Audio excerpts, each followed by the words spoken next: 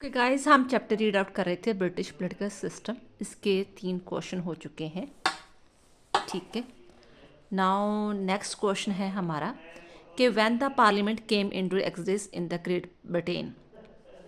जब हमें पता ही है कि इंग्लैंड में, जहाँ ब्रिटेन कह लो, वहाँ पर जैसे हमें पता है कि इंग्लैंड कह लो या यूके कह लो या ब्रिटेन, यहाँ पर हमेशा ही राजों का राज रहा है। कभी एंग्लो सैक्सन का राज रहा है, कभी जो नॉर्मन का, कभी जॉन का, ठीक है, तो कभी चार्ल्स का, ऐसे अलग अलग टाइप, जैसे अब एलिजाबेथ वगैरह है। ठीक है, राजों का हमेशा ही राज रहा है।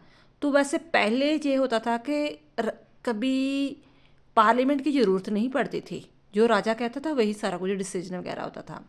लेकिन कोइंसिडेंस ऐसे हुए टाइम टू टाइम कि वो जिसकी वो सलाह लेता था, कुछ जो उसके विश्वास पात्र थे कह लो या कुछ भी है, ठीक है, वही बाद में पार्लियामेंट का रूप धारण करके कहते हैं the British parliament is the oldest parliament of the world and its origin lies in the वाइटन gamete of the Anglo-Saxon period and Magnum Concilium of the Norman period।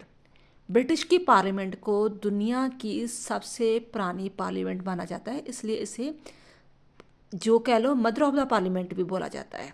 यानी कि दुनिया से सबसे पहली जो पार्लियामेंट है वो इंग्लैंड में ही आई थी। तो जब एंग्लो सैक्सन काल था इंग्लैंड में, तब उसे वाइटन गैमेट बोला गया। जब नॉर्मन पीरियड आया तब मैग्नम कॉन्सिलियम बोला गया। लेकिन कहते हैं रियलिटी में इसकी जो शुरुआत है वो 1213 में हुई।